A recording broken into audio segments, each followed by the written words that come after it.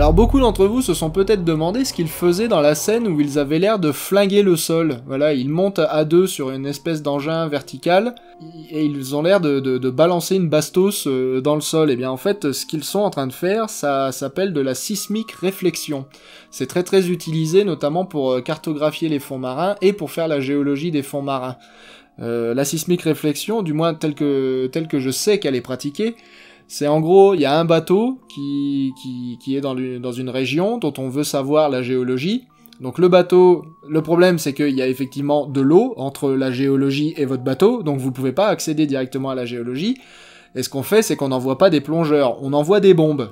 On envoie des bombes, et les bombes vont exploser, les charges explosives vont exploser, et les ondes sismiques qui vont être envoyées dans l'eau, en fait, vont être reflétées à la surface de la roche, mais aussi certaines vont pénétrer la roche et vont être reflétées à la prochaine surface qu'elles vont rencontrer, c'est-à-dire au prochain type de roche, et ainsi de suite. Donc en fait, vous avez une partie des ondes qui sont reflétées en atteignant la roche, une partie des ondes qui sont reflétées en atteignant le prochain lit de roche, le lit de roche qui est en dessous de la roche de surface, et ensuite vous avez d'autres roches encore en dessous qui vont elles aussi refléter les ondes différemment, et ainsi de suite. Vous allez obtenir comme ça une cartographie de votre géologie sous l'eau. Et ça c'est très intéressant parce que ça permet de voir des choses qu'on ne peut pas voir du tout, à part en faisant un carottage. Mais encore une fois, les carottages c'est difficile parce que encore une fois vous avez cette colonne d'eau qui vous sépare de la roche, donc c'est difficile de faire un carottage en mer. C'est plus difficile que de faire un carottage sur terre. Donc la grande partie de ce qu'on sait de la géologie sous-marine est due à la sismique réflexion, en grande partie, et recoupée avec des données de carottage, c'est-à-dire des forages qu'on fait dans les fonds marins, mais qui coûtent beaucoup plus cher.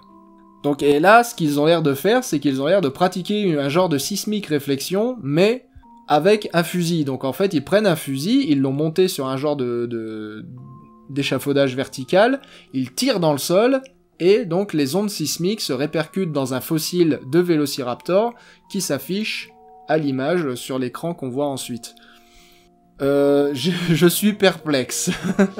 Déjà, ça n'existe pas vraiment, cette technique. Ils ont peut-être essayé de la mettre en place, et peut-être qu'ils essayaient de la mettre en place à l'époque, dans les années 90. Enfin, le livre lui-même a été écrit dans les années 80. Donc si ça se trouve, dans les années 80-90, ils essayaient de mettre ça en place. Il y a quasiment aucune chance que ça marche. La densité d'un fossile, si vous préférez, déjà avec des rayons X, on arrive à peine à voir la différence entre la densité de certains fossiles et la densité de la roche qui l'entoure, avec des rayons X. Alors vous imaginez avec des ondes sismiques.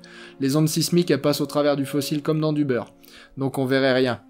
Les seuls fossiles qui, à la limite, pourraient refléter des ondes sismiques, ce seraient des fossiles complètement en pyrite, donc des fossiles qui ont été complètement remplacés par du minerai de fer. Mais faudrait vraiment un gros fossile pour avoir des détails comme ils arrivent à obtenir, quoi. Les détails qu'ils arrivent à obtenir, genre ils arrivent à voir les détails du squelette, on en reparlera un petit peu après. Ils arrivent à voir des détails du squelette, ça j'en doute. J'en doute. Et de toute façon, c'est pas comme ça qu'est la préservation dans le Montana. C'est pas une préservation en pyrite.